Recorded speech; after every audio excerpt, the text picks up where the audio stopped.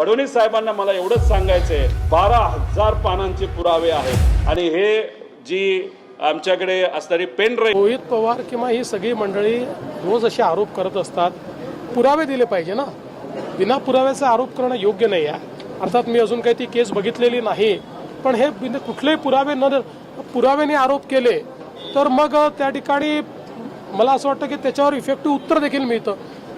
मुख्यमंत्री साहेबांनी त्यांच्याकडे पुरावे मागितले, त्यांच्याकडे पुरावे नाहीत. हे फक्त आता शायनिंग करण्यासाठी अशा काही गोष्टी करतात. प्रत्येक लोकांना आरोप करणं सोपं वाटतं.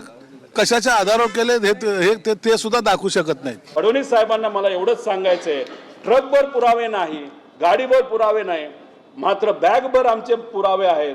12,000 पानांचे पुरावे आहेत आणि हे जी आमच्याकडे असणारी पेन ड्राईव्ह आहे ही तुमच्यापर्यंत आम्ही देतो.